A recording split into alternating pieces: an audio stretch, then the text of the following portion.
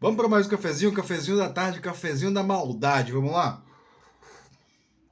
Bom, ontem à tarde meu cafezinho foi sobre a crise estética, né? E era um tema assim que eu tava enrolando para falar, gente. E ele tem diversas, assim, eu toquei num ponto só dele, assim, e até difícil para mim lembrar um pouquinho do que eu falei, né? Eu falei que a gente tem uma crise estética, né? Que a gente tem um problema que a gente não gosta das nossas cidades, e assim, chegou até um mal compreendido aí. E eu vou fazer um cafezinho pro o Rodrigo Reis, levantou para mim lá no Blue Sky, que pô, parecia que assim não tem solução, né? Eu só problematizo. Mas na verdade eu dei solução. Eu dei solução em diversos cafezinhos aqui, eu já vi dando solução sempre. Então vamos começar com o problema. A crise é estética. Beleza. Se a crise é estética, a solução da crise também é estética. Simples. Então, assim, se a gente está tendo um problema que a gente tem o que eu. Tem um cafezinho meu sobre mitos, né? Mitos do mundo dev, que eu devo estar falando um pouco ali. E o que a gente tem que fazer é. Porque assim, como é que se dá essa crise estética? Essa crise estética se dá através da construção de mitos, né? Então a gente vê aí que foram construídos diversos mitos. Então, assim, existe o mito que o Brasil é uma merda. Eu tô falando, no cafezinho da manhã eu falei sobre o mito da universidade ser um antro de depravação, ser um lugar que não tem. Isso são mitos, né? E a gente vai lutar contra essa crise criando outros mitos, né? E eu tô tentando fazer. Os meus cafezinhos são um lugar para eu fazer isso, né? Eu tento fazer isso. Ah, beleza, mas assim, como é que a gente vai construir esses mitos? Gente, esses mitos aí são construídos em piadas. Uma coisa que eu não engajo é página de humor, né? Porque página de humor, ela vai fazer uma piada com algumas coisas que a gente acha que é inofensivo, mas a gente tá construindo mitos, né? Tanto que, assim, tem alguns movimentos políticos, né? Eminentemente, eu não vou chamar nem sociais, são movimentos políticos, porque tem um deles que começou com um grupo empresarial norte-americano chamado Atlas alguma coisa, que criou um grupo chamado Student for Liberty nos Estados Unidos, que patrocinou um grupo similar aqui, que eu não vou falar o nome, né? O Santinelli que é o movimento dos virgens, né? Porque é um grupo de incel, basicamente, né? E, e eu não. Sei lá. Eu acho que o Santinelli tá ali. O Thiago Santinelli, pra quem não conhece, é um humorista, eu gosto dele. Não assisto ele constantemente, mas ele tá ali, ele tá fazendo uma parte dele, construindo um mito, né? Ele tá construindo um mito de esses caras são idiotas. Tipo, que é a verdade, esses caras são idiotas, né? Porque assim, se você mora num país e você pega e você recebe dinheiro de empresário de um outro país pra ferrar o seu país, cara, você é um idiota. Tipo, é como se assim, véi, eu tô te dando 10 reais aqui pra você destruir sua casa. Cara, tipo, é minha casa, velho, eu moro aqui. Eu não vou destruir, eu só fico bravo com meus filhos que ficam batendo na casa. Imagina se alguém me der dinheiro pra eu destruir minha casa, eu não vou dar, tipo... É uma burrice, tipo, você tá trocando uma coisa muito mais valiosa por um dinheiro bobo, sei lá. Mas é a construção de mito. E aí a gente tem outros mitos, como o mito, o brasileiro não sabe empreender, o brasileiro não é cientista. E aí assim, a gente tem que construir mitos que vão além disso. Né? Então, por exemplo, a gente tem um mito muito bom, que é o brasileiro que sai do Brasil e dá certo. Esse mito do brasileiro que sai do Brasil e dá certo, ele compete com os mitos dos brasileiros que estão aqui. Por exemplo, um dos mitos que eu tenho uma repulsa absoluta. O pessoal aqui de São Paulo gosta muito do Monteiro Lobato. Eu tenho restrições com o Monteiro Lobato. Por quê? Ele tem um mito daquele Jequitatu, aquele cara do interior que não sabe fazer nada. Gente, isso existe. É um mito. E aí, muitos dos brasileiros acreditam nesse mito. Que assim, o cara do interior é ignorante. Eu falo muito isso, né?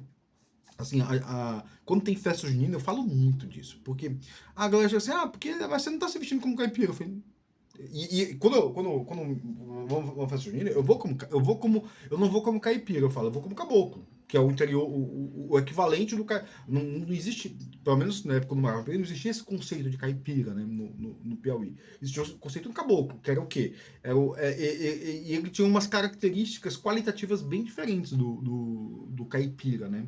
Assim, era o famoso vaqueiro do Piauí, que o vaqueiro ele tá na mentalidade do nordestino como um guerreiro, entendeu? O vaqueiro tá ali como um lampião que não engajou.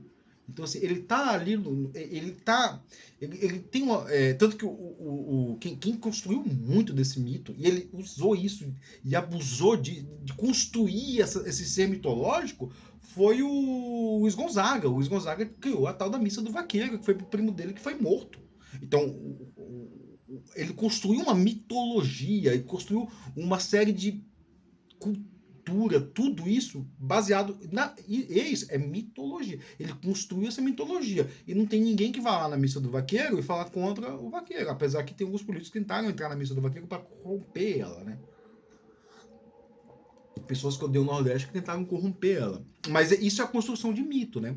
E aí a gente tem esse mito, por exemplo, do cara, por exemplo, muito. E a gente vê muito assim, as pessoas que saem da periferia de São Paulo ou da periferia de outros estados do país, né? Que a gente vê muito no Twitter, pessoas. Twitter não, no Blue Sky, ou sei lá, nas redes sociais, pessoas que têm mais visibilidade, né? Porque o pessoal de São Paulo atua como um grupo, que o resto do país, de certa forma, não atua como um grupo unido, né? E que eles. Saiu e deu certo. Deu certo por quê? Porque existe um mito aqui em São Paulo, aqui no Brasil, que para você ser bom, você precisa ter uma certa etnia, vir de certos colégios, vir de certas escolas, vir de certas localidades, né? Eu enfrentei isso aí quando eu fiz uma entrevista uma vez. E a pessoa, eu lembro da entrevista, foi aqui no Swiss Park. A pessoa virou para mim e falou assim: Ah, como um piauiense como você entra na Unicamp? E eu fiquei assim, tipo, no vestibular. Na verdade, na hora eu devia ter falado assim: eu fraudei o vestibular e toquei o terror. Por quê? Porque a pergunta é tão absurda, é tão repulsiva, que, tipo, a resposta tinha que ser absurda e repulsiva. Eu tinha que bater na mesa e falar: o que é isso? O que é isso? Tipo assim, você é um ignorante? Porque a pergunta é repulsiva. Como que uma pessoa como você, que tipo de pessoa é você? Isso é um mito. Você entendeu? A construção de mito. Então, por exemplo, agora os cearenses construíram um mito que é muito bom. Pra eles, né? Tipo, pra eles, que é o mito de o cearense é bom em matemática, né? O cearense é bom. Que eu acho também um mito perigoso, porque ele coloca o cearense no lugar dele. Então, assim, isso aconteceu comigo esses dias. Quando eu comecei o cafezinho, eu comecei a falar, veio uma pessoa dizer aqui que o que eu devia falar e o que eu não devia falar. Isso faz parte do mito. Porque você não deve falar tais coisas. Você é um computeiro. Você não deve falar de ciências sociais. Opa! Eu já encanei assim. Eu falei assim, me poupe. Eu não respondi a pessoa, mas eu fiz um cafezinho e falei assim: quem é você para definir o que eu tenho que falar ou o que eu não tenho que falar? Isso é construção de mito, entendeu? Porque a gente acredita em certas mitologias. Quando a pessoa fala assim, não, porque tal pessoa tem que falar. Por exemplo, a gente faz isso com o pessoal da Índia, né? Os indianos. Eles são bons em matemática. Cara, não, eles são bons em qualquer coisa. É que a cultura deles foca nisso, mas assim, eles são bons em qualquer coisa. Pode ser que surja sei lá. A gente tem muito isso no Brasil, cara. Muito. A nossa cultura. Cara, quantas vezes você ouviu assim, mas a economia do Brasil não é para isso. A gente tem que exportar soja.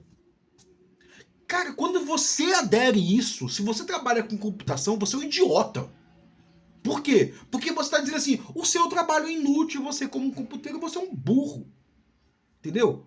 Porque está dizendo assim, não, só presta no Brasil o produtor de soja. Só. Então, eu que trabalho com computação, que vendo minha força de trabalho por uma empresa gringa que me paga relativamente bem e me tem lá como especialista, não, você é uma exceção à regra, né? Como a gente ouve, né? Você é uma exceção à regra. Porque a regra é. A regra, cara. A regra é porque assim. E aí eu vou entrar num outro ponto. A solução. A gente tem que construir um mito disso que escola presta, cara. Eu falei isso hoje de manhã, que faculdade presta, escola presta. E a gente não tem esse mito. A gente vive numa cultura anti-intelectualista. Vai tentar pagar de ler um livro, pra você ver. Mas é o palestrinha, é o metido intelectual, é não sei o quê. Vai pegar um livro e ler em algum lugar pra você ver. As pessoas criticam. E eu sei disso porque, assim, Vocês vivem no mundo de celular. Eu não sei quantos de vocês têm mais de 40 anos, né? Mas quando eu tava na minha faculdade, eu aproveitei que, tipo, vários amigos meus estavam no Nordeste e pegava o busão barato e viajava no Nordeste todo. E aí eu lembro que eu viajei em 2005, 2005, foi por aí, com o Guia dos Mochileiros da Galáxia. Eu fui comprando outro, aí ia na Livraria Siciliana no shopping lá em João Pessoa, comprava o outro, e eu voltei, eu lembro que eu li toda a série dos 4 livros, né, acho que o quinto saiu depois, em uma viagem pra praia. E era isso, cara, ia pra algum lugar, parava, lia. Por quê? Porque eu não tinha celular. Eu não tinha celular, então eu tinha que ler. E as pessoas falavam isso, as pessoas têm esse anti-intelectualismo. Então a gente tem que construir a ideia contrária. A gente tem que lutar contra a ideia contrária. A ideia de tipo, cara, você tem orgulho de ser ignorante. E a gente construiu o mito de que tem orgulho de ser ignorante. Isso para mim é uma coisa absurda. Tipo, cara, a gente tem que lutar contra isso. Tipo, o mito de que ter orgulho de ser ignorante é burro. É burro. Tipo, cara, tudo bem. Tudo bem que você veio de um contexto que não é valorizado a ignorância. Mas vamos romper com isso, por favor. Vamos romper. Tipo, rompe. Entendeu? E aí fala assim, ó, beleza, vamos lutar para eu mudar essa cultura. Porque cara, porque ela é perversa. Ela é perversa. Eu lembro quando eu fiz um podcast com a Paula Santana, aliás, seguem ela, vejo o podcast dela, que dela é maravilhoso. A gente conversou sobre isso, que a pessoa que está na periferia, eles não dão cultura para eles, não dão cultura para as pessoas da periferia, e as pessoas da periferia acabam tendo orgulho disso. E aí depois eles tentam se reinventar, mas sem acesso, tipo, mas sendo que, cara, existe um outro caminho, entendeu? Existe um outro caminho, né? E assim, não tô falando contra quem é de periferia, muito pelo contrário, galera. Quem constrói isso não é gente da periferia. Não é. É gente da elite. É da elite. Ele tá no programa de domingo à tarde na TV, entendeu? Que ridiculariza do pobre. Que faz o pobre dançar, sei lá, de rebolar para ganhar dinheiro. É essa galera que é o vilão, que é o Coringa, né?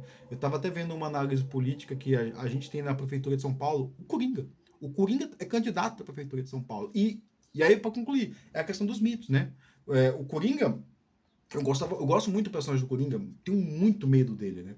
Medo assim, porque o Coringa é aquele personagem que tenta trazer em você o que é de pior.